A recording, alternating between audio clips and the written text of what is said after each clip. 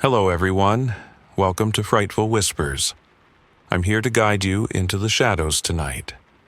I know you're using this video to unwind and drift off to sleep. So, before we begin, don't forget to like the video and subscribe to the channel. Where are you watching from? And what time is it for you? Now, get cozy, relax, and let the whispers of the night take over. It started as a typical evening, or at least that's what I told myself. I didn't have any particular destination in mind. I was simply walking, trying to clear my head after a long, monotonous day. The city was quiet. Maybe a little too quiet for my liking, but I thought nothing of it. It was one of those nights when you could almost feel the world around you shifting. Quiet, eerie, like the calm before a storm. I don't know why I turned down that street. I'd never seen it before, and yet something about it called to me. The moment my feet stepped onto the road, I knew something wasn't right. The street was unnaturally silent. No cars, no people, just the sound of my own footsteps echoing in the stillness. The streetlights overhead flickered intermittently, casting long, distorted shadows that stretched across the cracked pavement beneath me. It felt like I had entered another world, a place that didn't quite belong in the city I knew. The buildings on either side were old, their brick facades chipped and peeling, as though they'd long since given up on keeping time at bay. The windows were dark, most of them boarded up or shattered. A faint smell lingered in the air, damp wood and something else, something metallic. My eyes scanned the street, but there was nothing, no signs of life at all. It was as if the entire street had been abandoned, forgotten by everyone except me. I kept walking, though I had no reason to. I had no plan, no destination. But my legs carried me forward, step by slow step. My mind raced, trying to figure out what had drawn me here. Something about this place felt wrong, but I couldn't bring myself to turn back. My feet moved of their own accord, carrying me further into the unknown. Then, just as I thought I couldn't feel any more unsettled, I saw it. A narrow alley between two crumbling buildings, almost hidden from view. A sliver of light leaked from the entrance, the glow faint but unmistakable. It wasn't warm or welcoming, but it beckoned me all the same. I didn't want to go there, but I couldn't help myself. Curiosity pulled me toward it, urging me to move forward. The moment I stepped into the alley, the temperature seemed to drop. A cold, damp chill settled around me, the air thick with the scent of incense mixed with something else, a sharp, metallic tang that made my stomach churn. The glow from the entrance grew brighter as I moved deeper, but it wasn't a comforting light. It had a coldness to it, something unnatural. I looked at the walls as I passed by, my gaze drawn to old photographs pinned haphazardly, their edges curling with age. The faces in the pictures were blurry, obscured by time and neglect, but something about them made my skin crawl. I couldn't look away. They felt wrong, like something was lurking just behind their eyes, waiting for me to notice. The alley stretched on, far longer than I expected, and the light grew more intense, almost as if it were reaching for me. I could hear the faintest hum now, like an energy vibrating through the air. My pulse quickened. I wasn't sure if I was supposed to be scared or if my mind was playing tricks on me, but there was something about this place that felt so wrong. Still, I kept walking. At the end of the alley stood a door, standing ajar. The light came from inside, spilling out in a thin crack. Enough to see, but not enough to feel safe. Something about it made my heart race. I don't know what I expected to find, but I pushed the door open, drawn to it like a moth to a flame. The moment the door creaked open, I felt a weight settle on my chest, a suffocating pressure. I stepped into the room, and immediately the air felt colder, unnaturally cold, like stepping into a tomb. The flicker of candlelight illuminated the space, casting strange shadows on the walls. The room was small, filled with shelves lined with dusty books and odd, forgotten artifacts. The faint smell of incense lingered in the air, but there was something else now, something I couldn't place. Something old, something that made my stomach churn. I tried to steady my breath, but the room seemed to close in on me. The silence was so deep, I could hear my own pulse thundering in my ears. I turned to leave, but the door had closed behind me with a soft click. I spun around, my heart pounding, but there was no one. The room was empty. I could feel my breath fogging in the air, the temperature plunging further. The shadows shifted, moving just outside my peripheral vision. I couldn't shake the feeling that something was watching me, but every time I turned, there was nothing there. And then it came, a soft whisper, just behind my ear. My body froze. I spun around, but the room was still empty. There was no one, yet I felt a presence, something lingering just out of sight. The whisper came again, louder this time, and then the faintest sound, like a breath, cold against my skin. I stepped forward, my hand reaching for the wall to steady myself, but the air seemed to thicken, the room expanding, shifting, pulling me deeper into it. My eyes darted toward a large mirror on the far wall, its surface covered in dust. I had to look. I didn't want to, but I had to. As my fingers brushed the edge of the mirror, the surface rippled. My reflection wasn't mine. The figure in the glass grinned, a slow, twisted smile that wasn't mine, that shouldn't have been mine. My heart slammed against my ribs. I stumbled back, but the room twisted with me. The walls seemed to stretch, to bend, as though the room itself was alive and pulling me into something darker, something older. I tried to move, to scream, but the words caught in my throat. The whispers were louder now, deafening, echoing through my skull. The room shifted once more, and for a moment, everything went black. I don't know how long I was there, but when I woke, I was no longer in the alley. I was back on the street, the city bustling around me, as if nothing had changed. The alley, the door, the room, it was all gone, replaced by rows of shops. My heart pounded in my chest. I looked around, disoriented, my pulse still racing. Had it all been a dream? A nightmare, perhaps? I walked away, but as I did, the faintest echo of a whisper followed me, lingering in my ears. And for the first time, I realized, some doors, once opened, can never be closed. I had never intended to be here. It started as a simple walk, just an escape from the monotony of the day, but something about this street felt different. The moment I took that wrong turn, I could sense it in the air. The city, usually so full of life, felt dead here. No cars, no voices, not even the hum of a distant television. It was like I had walked into an entirely different world, one that was too quiet, too still. The streetlights flickered above me, casting jagged shadows that danced and stretched unnaturally on the cracked pavement.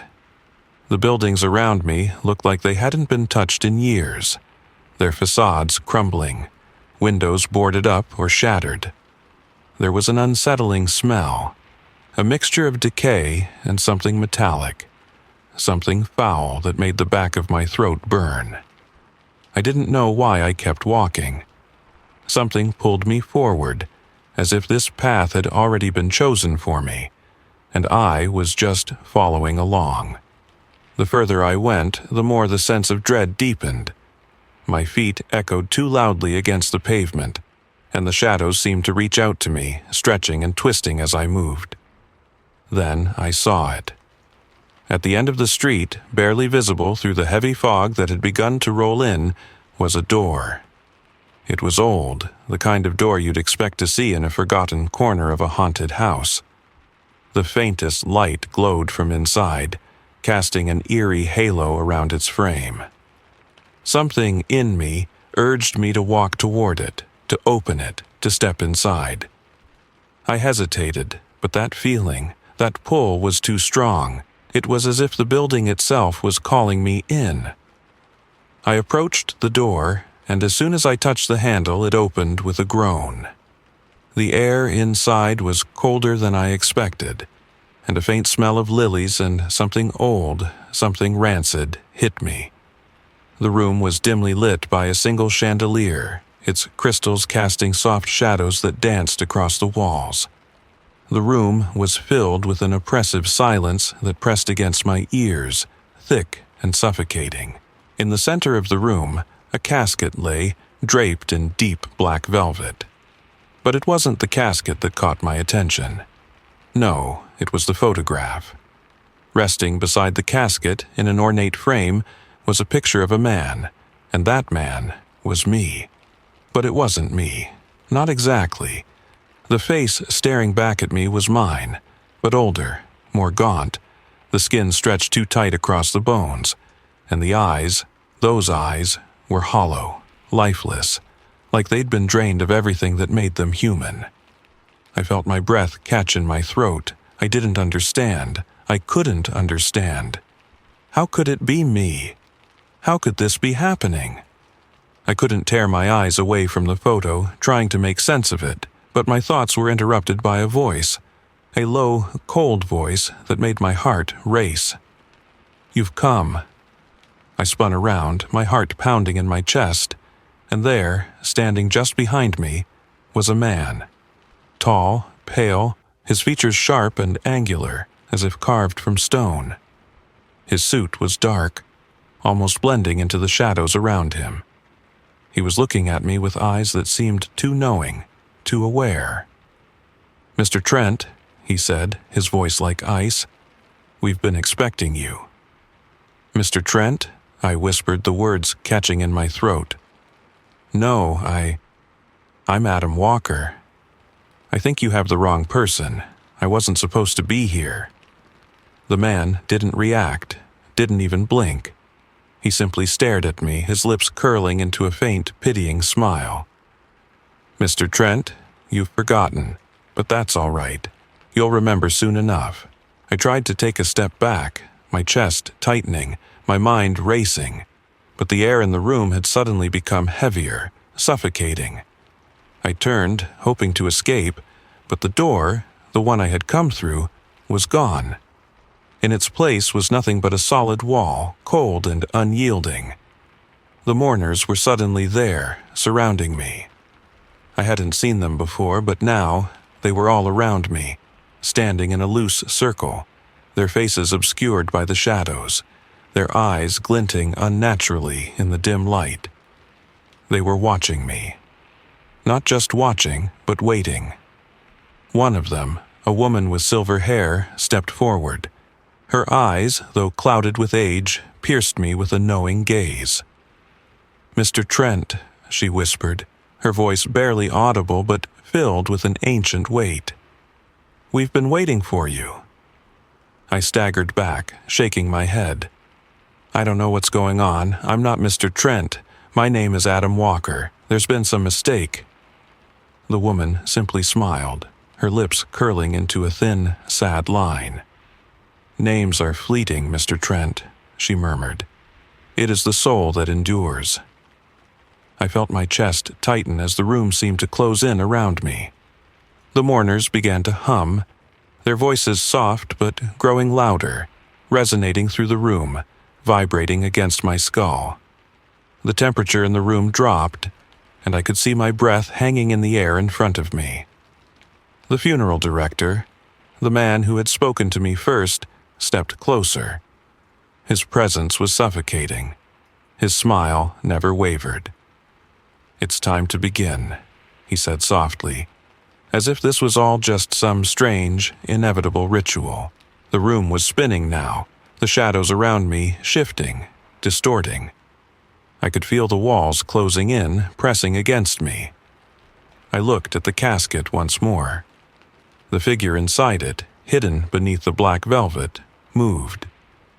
Slowly, imperceptibly, it rose, as if breathing, but I didn't want to believe it. I wanted to scream, I wanted to run, but my legs wouldn't move. My body felt frozen, rooted to the spot. The mourners circled me, their eyes unblinking, their mouths still, but their gaze never left mine. The funeral director's hand came to rest on my shoulder, cold and firm. His touch sent a shiver through me. "Embrace it, Mr. Trent," he said, his voice as calm as ever. "The cycle is complete." The room began to spin faster, the walls warping, the mourners' faces blurring, their features melting together. The ground beneath me seemed to dissolve, and I felt myself falling, deeper and deeper into the darkness. The last thing I heard was a whisper, "Trent, Trent," and then everything was gone. I woke up with a start, my heart pounding in my chest. The room was gone, the funeral home was gone, the alley, the dark door, everything. I was back on the street, standing in the middle of the city, surrounded by the normal hum of life. The buildings stood around me, unchanged. I looked around, confused, disoriented. Had it all been a dream? But then I noticed something. The faintest echo of a whisper lingered in my ears. My name. Trent. And I realized, with a sinking feeling, that some doors, once opened, could never be closed. I don't know how I ended up here. I hadn't planned on coming to this place, hadn't meant to stumble into it. But somehow, my feet had carried me to the front door of this funeral home, the heavy wooden frame looming like an ancient warning. It creaked open the moment I touched it, and I stepped inside, not sure why I did it. Maybe it was the quiet that drew me in, or maybe it was something else. Whatever it was too late to turn back now. The moment I crossed the threshold, everything outside seemed to vanish. The city's sounds, the lights, the bustle, all of it was gone, replaced by a thick, suffocating silence. The air inside the funeral home was heavy, filled with the scent of lilies and something else. Something darker. A smell I couldn't quite place, like the rot of old wood. The dim light from an old chandelier flickered above, casting long, jagged shadows across the walls. I felt it before I saw it. The oppressive weight of the room. It felt wrong, like it had been waiting for me. I could hear my own breath, shallow and uneven, as I moved further inside. The floor creaked beneath my feet, every step amplifying the eerie quiet that surrounded me. The silence was so thick it was almost suffocating. And then I saw it. A casket placed solemnly in the center of the room. It was draped in black velvet, its polished wood gleaming faintly in the dim light. Beside it, resting on an ornate table, was a framed photograph. I moved closer, inexplicably drawn to it. The image that stared back at me was mine. My face, my expression, but it wasn't me. The man in the photo was older, his skin stretched too tightly over the bones, his eyes hollow and dark. There was something wrong about the way he looked, something that made the hair on the back of my neck stand up. I don't know why, but I reached out toward the photo. My fingers trembled as I hovered just above it, but before I could touch it, I heard a voice, low and cold, as if it came from the very walls themselves. "You've come." I froze. I spun around, my heart hammering in my chest, and there, standing in the dim light, was a man I had never seen before. Tall, gaunt, his pale face as unreadable as the shadows that clung to him. His suit was dark, almost blending into the room's gloom, and his eyes, those eyes, stared at me with an intensity that made me feel like I was being dissected, like he could see through me. "Mr. Trent," he said, his voice smooth and eerily calm. "We've been expecting you." I blinked, a chill running down my spine. "Mr. Trent?" I echoed, my voice shaking. "I'm Adam Walker, I think. You have the wrong person." The man's thin lips curled into a smile, but there was no warmth in it. It wasn't comforting. It wasn't even polite. "Mr. Trent," he repeated, his voice dripping with a knowingness that made my skin crawl. "You've forgotten, but don't worry, you'll remember soon enough." I felt a cold sweat break out on the back of my neck. I took a step back, but my feet felt like they were glued to the floor, my legs stiff, my body refusing to listen. I looked around for the exit, but the door I had entered through, the only door, was gone. In its place was nothing but a smooth, unbroken wall. I turned back to face the man, but I could barely see his features now. The shadows had deepened around him, swallowing him whole. The room, the walls, everything around me seemed to be pressing in, moving closer. I felt trapped. Panic crept into my chest, my breath coming in shallow gasps. I wanted to scream. I wanted to run. But before I could move, I heard it, the mourners.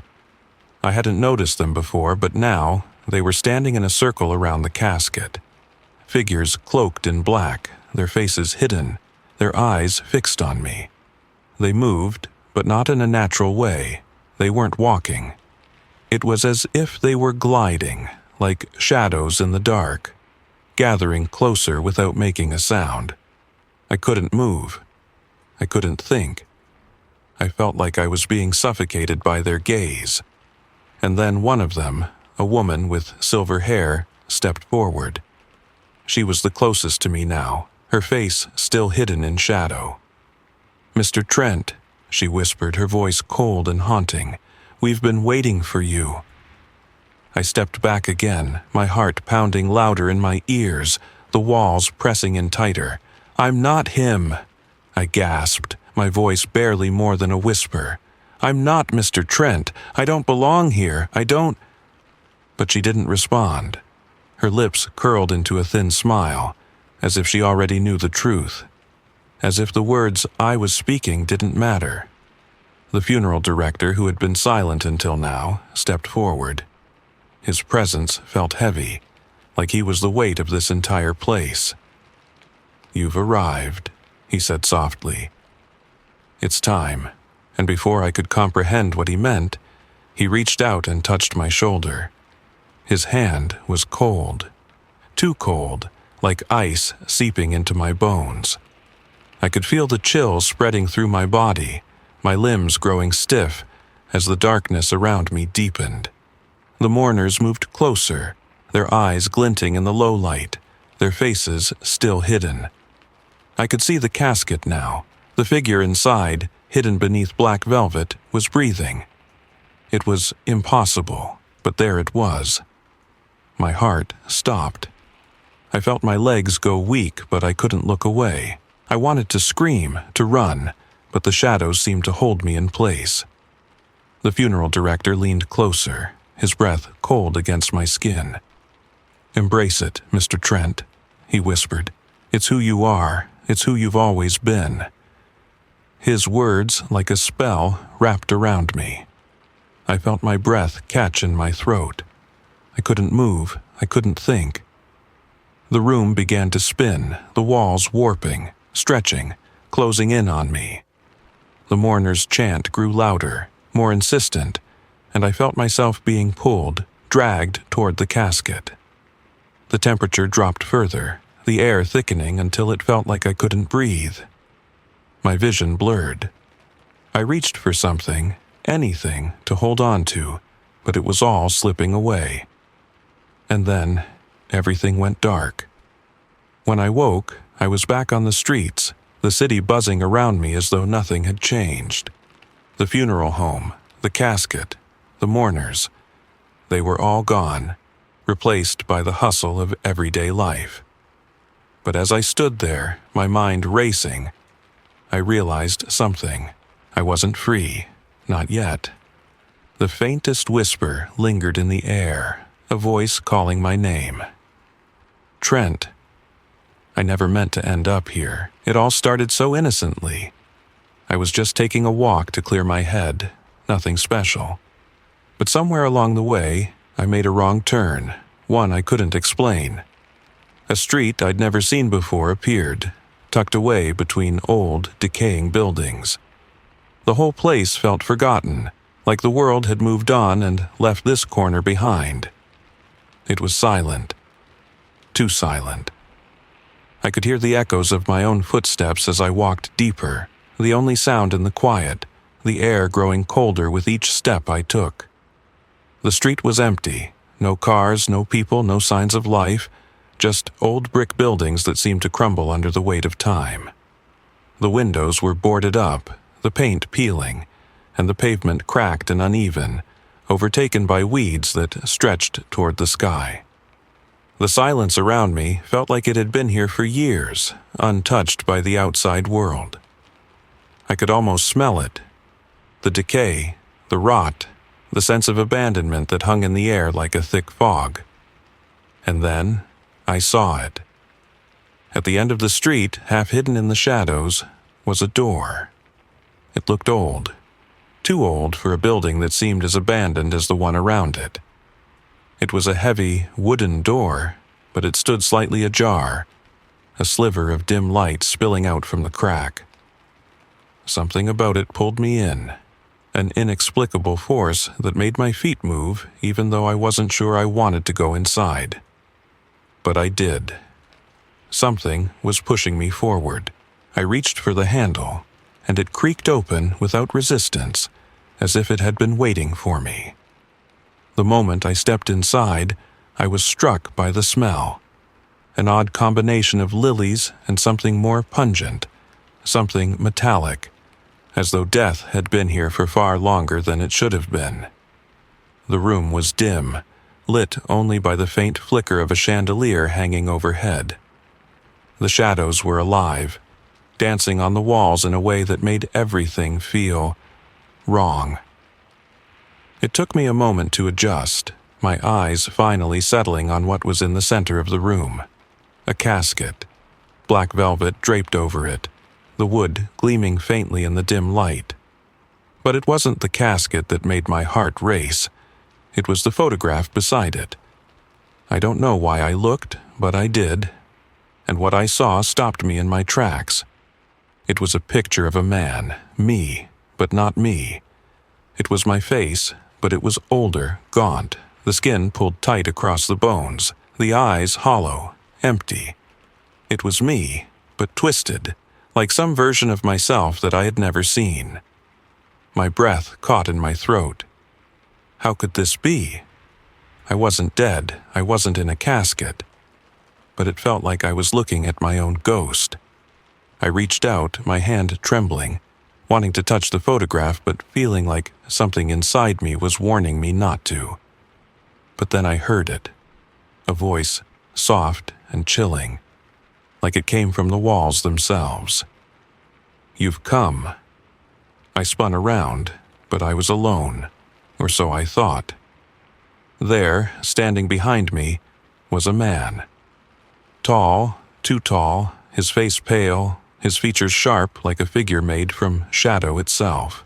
His suit was black, almost blending into the darkness around him. He didn't need to speak louder, because his voice was a knife cutting through the silence.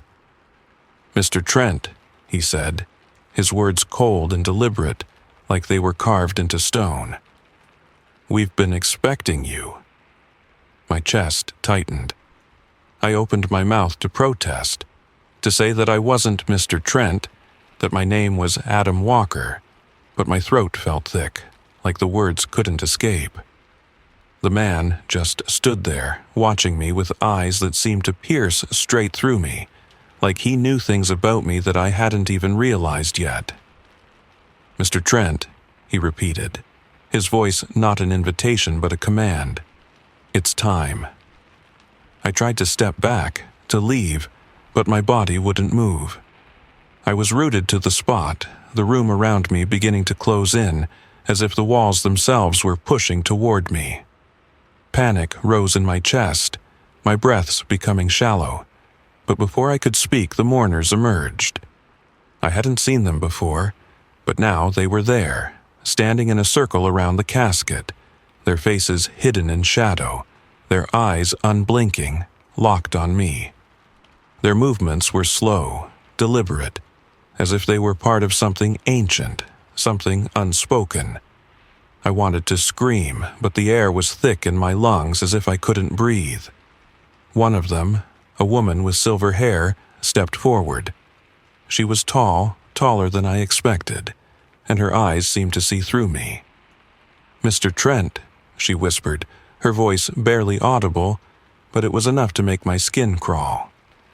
"We've been waiting for you." I shook my head, a frantic, desperate movement. "No," I choked out. "I'm not him. I'm not Mr. Trent. I don't belong here." But the woman didn't answer. Her lips curled into a thin, sad smile, the kind of smile that told me she knew more than I did, that this moment had been inevitable. The funeral director stepped closer, and for the first time I realized something terrifying. There was no escape. "You've forgotten," he said, his voice so calm, so detached, it made my blood run cold. "But that's all right. You'll remember soon enough." I wanted to scream, I wanted to run, but there was no way out. The mourners had closed in around me, their faces still hidden, their eyes gleaming in the low light. The shadows had grown deeper, pressing in around me, making it harder to think, harder to breathe. The room was closing in. The funeral director's cold fingers brushed my shoulder, and his words sliced through the air like a blade. "Embrace it, Mr. Trent. It's who you are." The room spun, the casket, the mourners, the shadows. They all began to blur together, twisting, merging. I felt myself being pulled toward the casket, drawn to it as if I had no control over my own body. And then I saw it. The figure inside the casket, it was me. But it wasn't just a reflection, it was my body, my face, but lifeless. The chest rose and fell, slowly, methodically. I stumbled backward, my heart pounding, panic rising in my chest like a flood. I couldn't breathe. I couldn't think. I reached for the door, but it was gone. The walls pressed in, suffocating me. "Trent! Trent!" the mourners whispered in unison, their voices rising in a low, haunting chant. The room spun faster, and I could feel myself fading, like a shadow slipping through my fingers. The last thing I heard before everything went black was the voice of the funeral director whispering in my ear, "Welcome home, Mr. Trent." And then, nothing. I don't know how I ended up here. It started as something simple, a walk to clear my mind, a brief escape from the suffocating weight of the everyday. But somehow, I found myself on a street I didn't recognize, tucked away from the world, hidden behind crumbling buildings that looked as if they hadn't seen a paintbrush in decades. The silence here was strange. No distant sounds of traffic, no voices, just nothing. A stillness that felt unnatural. My feet carried me deeper into the street, further into that unsettling quiet, as if I were being drawn towards something I couldn't see, something I couldn't understand. The cracked pavement stretched out before me, the streetlights flickering in and out, casting long, eerie shadows that made the buildings seem like they were watching me. There was a smell, too, something old and damp, mixed with the faintest scent of decay. I couldn't bring myself to turn around. Something, some pull, some feeling I couldn't ignore, kept me going forward. And then, just as I thought I'd wandered too far, I saw it. At the end of the street, half hidden in shadows, stood a door. Old, dark, and slightly ajar. The softest light seeped through the crack, inviting, almost as if it were waiting for me. I don't know what compelled me, but I found myself walking toward it. My hand reached for the handle, and it turned easily, almost as if it had been waiting for me too. The moment I stepped inside, the world outside disappeared. The air was thick with the scent of lilies, but something else, something more sinister, lingered beneath it. An odor that twisted the stomach, something old, almost metallic. The room was dim, lit by the faint glow of a chandelier that barely illuminated the space. The shadows crept along the walls, stretching and shifting as though alive. I wasn't alone. At first, I thought the room was empty, but the more I looked, the more I realized that the mourners were there, standing in the far corners, their faces hidden in the shadows. They were motionless, silent, watching. Their eyes, if I could see them, were fixed on me, unblinking, waiting.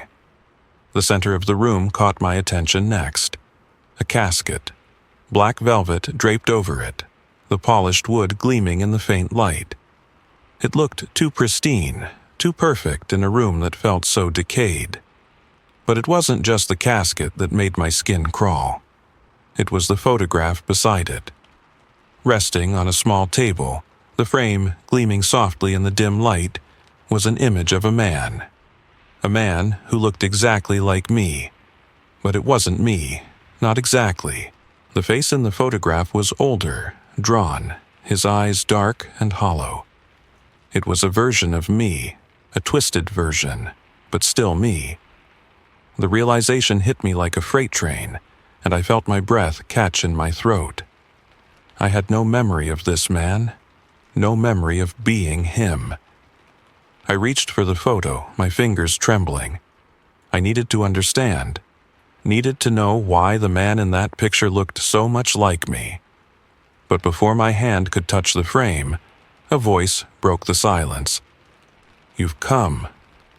The words were soft, too soft, but they rang out clear as day, echoing in the room. I spun around, my heart hammering in my chest. There, standing in the shadows, was a figure. Tall, impossibly tall, with pale, gaunt features and eyes that glowed with a knowing darkness. He smiled, but it wasn't a kind smile. It was something darker, something I couldn't understand. "Mr. Trent," he said, his voice like ice, "we've been expecting you." I froze. The name he called me. Trent? My name wasn't Trent. It couldn't be. I was Adam Walker. I wanted to say it out loud, to shout it, but the words wouldn't come. The air around me grew thicker, colder. My feet felt heavy, like I was sinking into the floor with every step I tried to take backward. "No," I whispered. "I'm Adam Walker. There's been a mistake. I don't belong here. I shouldn't be here." The man didn't flinch. His eyes never left mine. His smile deepened, but there was no warmth to it, no reassurance. "You've forgotten," he said. "But that's all right. You will remember soon enough." I stumbled backward, my legs shaking. I could feel my heart racing, panic rising in my throat. The room seemed to stretch, to warp, as though the walls were closing in. The mourners, they were moving, slowly, deliberately, circling around me.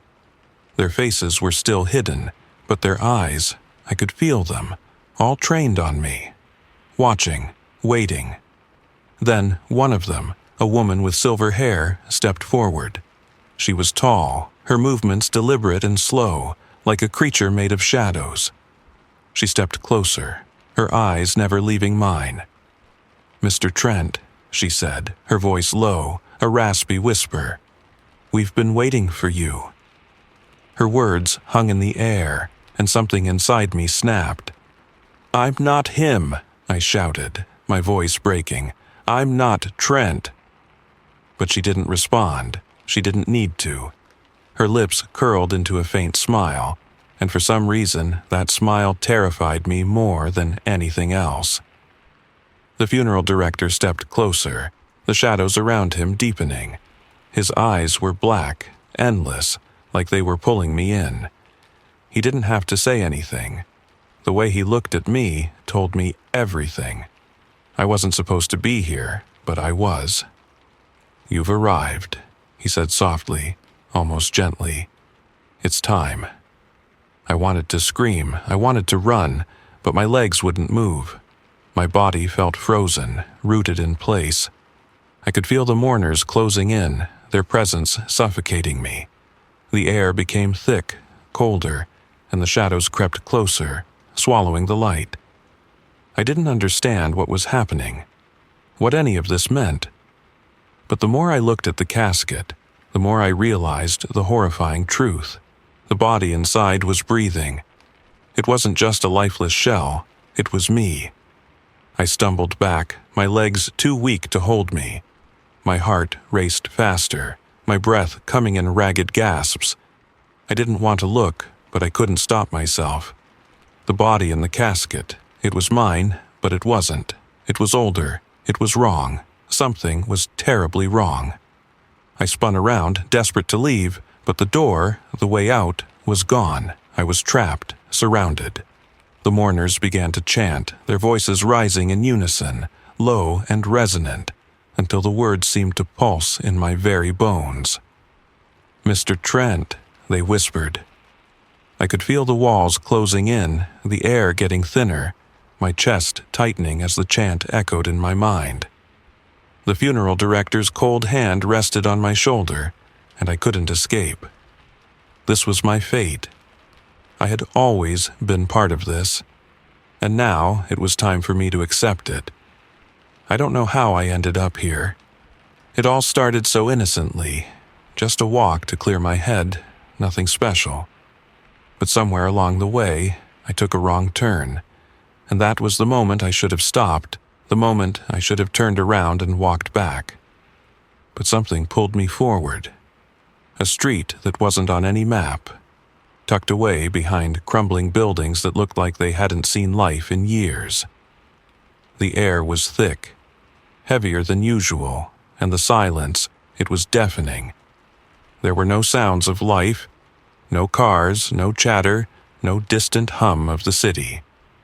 Just silence.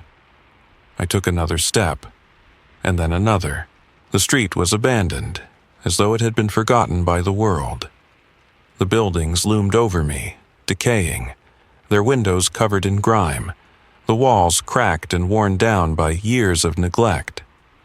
The pavement beneath me was uneven, with weeds sprouting from the cracks like the street was trying to reclaim itself.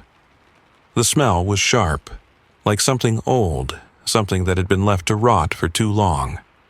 I should have turned back. But there it was at the end of the street, an old door, half hidden in shadow. The faintest light escaped through the crack, inviting, beckoning me closer. I wasn't sure why I moved toward it. Curiosity, maybe? The strange pull of the place? But before I could stop myself, my hand was already on the brass doorknob, turning it. The door opened with an unnerving creak, and as soon as I stepped inside, everything outside disappeared. The city, the noise, the chaos. It was all gone, replaced by an eerie, heavy stillness. The room was dark, lit only by a single chandelier hanging from the ceiling. Its light flickered, casting shadows that seemed to move on their own. The air inside was thick, smelling of lilies mixed with something else, something metallic, like blood. It felt cold, it felt wrong. The silence wrapped around me like a suffocating blanket, and I could feel the weight of it pressing down on me. And then I saw it. In the center of the room was a casket, black velvet draped over it, a quiet elegance, a stillness that made my stomach twist. But it wasn't the casket that made my heart race. It was the photograph resting beside it. I didn't want to look at it, but something forced my eyes to the frame. And there I was. The man in the photo had my face. But it wasn't me. The man in the picture was older, the skin drawn tight over the bones, the eyes hollow, lifeless. He stared back at me with a quiet, unsettling emptiness. It was as if he were waiting for something, or someone. My stomach lurched. I reached for the photograph, my hand trembling, but before I could touch it, a voice rang out, low and cold. It came from somewhere deep within the room, like it had been there all along, hidden in the walls, in the shadows. "You've come." I froze. The voice wasn't just in my ears, it was in my bones, in my chest, vibrating through me. I turned, my heart pounding in my throat, and there, standing in the shadows, was a figure, tall, gaunt, pale, with eyes that seemed to see me, really see me. He didn't move, just stood there, watching. His suit was dark, almost blending into the shadows, and when he spoke again, it was as if his voice came from everywhere. "Mr. Trent," he said, his words deliberate, smooth, and too calm. "We've been expecting you." I blinked, my mind racing. Mr. Trenta. That wasn't my name. My name was Adam Walker. I wanted to tell him, to correct him, but my throat went dry, the words stuck in my chest. I tried to speak, to move, but it felt like I was frozen in place. "No," I managed to whisper. I'm Adam Walker. I don't belong here. This isn't my place." The man's lips curled into a thin, emotionless smile. It wasn't comforting. It wasn't polite. It was the smile of someone who knew something I didn't.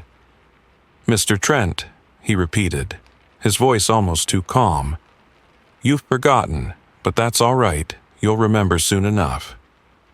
My heart slammed in my chest. I didn't know what he meant.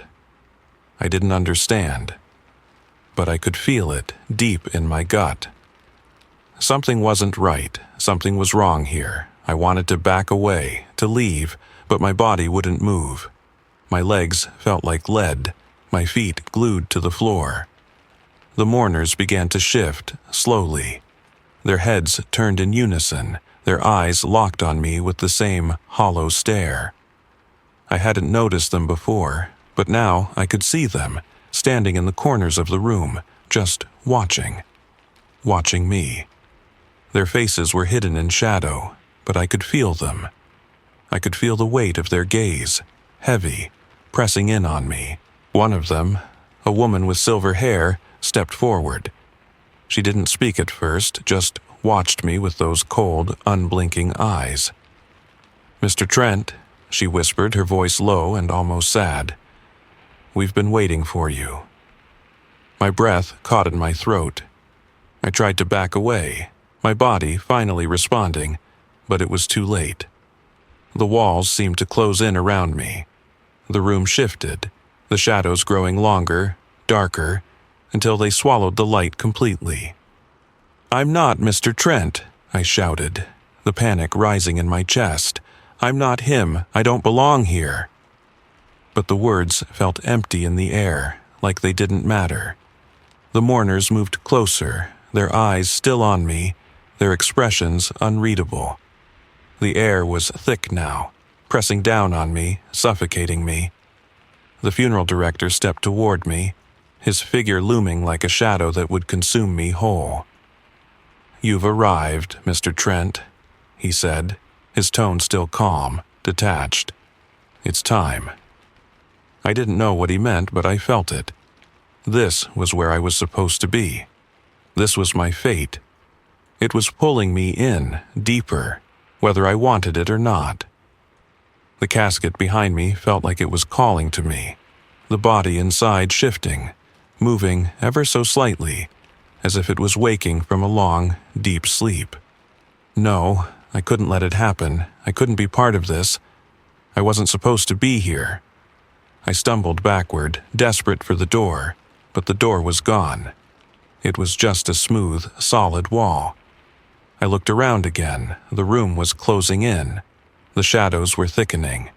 The mourners were circling, tightening the noose around me, their eyes never leaving mine.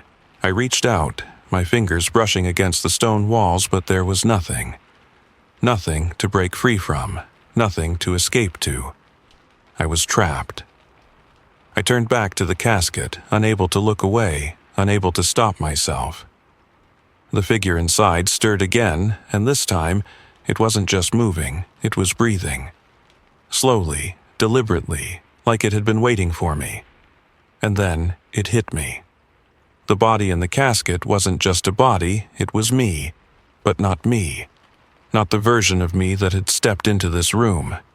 It was me. But something twisted, something cold and wrong. My knees buckled, and I fell to the floor. The mourner's chant rose again, louder, stronger. I tried to scream, but the sound was swallowed by the oppressive air around me. I couldn't fight it. I couldn't get away. And then, like a final whisper in my mind, the words came. I had always known. I had always been Trent. This body, this life, had always been mine. And I had been running from it, from myself, all along. And now it was time for me to return, to accept it, to join the cycle. The last thing I heard before everything went black was the voice of the funeral director, low and steady. "Welcome home, Mr. Trent." And then there was nothing. I don't know how I ended up here.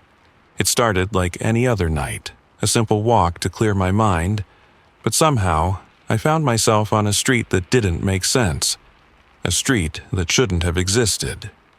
The silence was thick, stifling, and I could feel it pressing against me as I walked deeper into the darkness. The air was stale, heavy with the smell of decay and something else, something that twisted my stomach. I wasn't sure why I kept going. Maybe it was the strange pull of the place, or maybe I was just trying to escape something I couldn't see. I reached the end of the street and there it was, an old door, cracked open just enough to let a sliver of dim light escape. It was almost inviting, though everything inside me screamed not to go closer. But I couldn't stop myself. My hand reached out, as if guided by some invisible force, and the door creaked open with a single push. The moment I stepped inside, everything felt wrong. The air was thick, cloying, almost suffocating. The faint scent of lilies mixed with something metallic, something bitter and rancid. I could taste it in the back of my throat. The room was dim, lit only by the soft glow of a chandelier that flickered above, casting twisted shadows that stretched across the walls like something alive. And then I saw it. The casket, centered in the room. But it wasn't the casket that made my heart freeze in my chest. It was the photograph resting beside it. A framed picture. And the man in the photo? It was me. Or at least, it looked like me. But there was something wrong about it. The eyes, the hollow, lifeless eyes that stared back at me. Too empty, too vacant. My stomach turned as I stepped closer, my hand trembling as I reached out toward the photograph. But before my fingers could touch it, a voice broke the silence. "You've come." The words sent a jolt of panic through me, like ice flooding my veins. I whipped around, but there was no one. And then, from the shadows, a figure emerged, tall, gaunt, his features pale as if carved from stone. His eyes were dark, too dark, as if he could see right through me. He didn't speak, not at first. He just stood there, watching me with an intensity that made my blood run cold. "Mr. Trent," he said, his voice soft but heavy with something I couldn't explain. "We've been expecting you." I froze, my breath caught in my throat. Mr. Trenta. That wasn't my name. I was Adam Walker. I tried to speak, but the words wouldn't come. My mind was racing, but my body felt heavy, like it was no longer my own. "No," I whispered. I'm not him. I'm Adam Walker. There's been a mistake." The man didn't move. He didn't blink. He simply tilted his head slightly, his gaze never leaving mine. "You've forgotten," he said, his voice low, almost too calm. "But that's all right. You'll remember soon enough." I wanted to scream, to demand answers, but something held me back. It wasn't fear, not at first. It was something else. Something deep inside me, something primal that told me to shut up, to listen. But I couldn't stay here. I couldn't be part of this. I turned away, desperate to leave, but the moment I did, I realized there was no way out. The door, the only exit, was gone. Just a smooth, featureless wall where it should have been. I panicked, my heart slamming against my ribs, my breath shallow and quick. My body refused to move, like it was stuck, frozen in place. The mourners appeared then, slowly, almost like they were part of the shadows themselves. Their faces were hidden, but I could feel their eyes on me, burning through the darkness. They didn't speak, they just watched. Their stillness was worse than their silence. It felt suffocating, like they were waiting for something. Waiting for me. One of them, a woman with silver hair, stepped forward. She wasn't old, but there was something ancient about her, something that felt like she had seen centuries pass. She looked at me with those cold, unblinking eyes. "Mr. Trent," she whispered, her voice raspy but sharp. "We've been waiting for you." I tried to step back, but I couldn't. I couldn't move. My body was frozen, locked in place by the weight of their gaze, by the weight of her words. "I'm not him," I gasped, my voice trembling with desperation. "I'm not Mr. Trent. I don't belong here. I don't even know who Mr. Trent is." She didn't answer. She didn't need to. Her smile, thin, knowing, was enough to tell me that she knew something I didn't. The funeral director, the man, moved closer, his footsteps silent on the cold stone floor. His hand reached out, and before I knew it, he was standing right in front of me. His cold fingers brushed my arm, sending a chill down my spine. "Mr. Trent," he said again, his voice low, almost soothing like a lullaby. "You've arrived." I wanted to scream, I wanted to run, but my body wouldn't obey. The room was spinning, warping.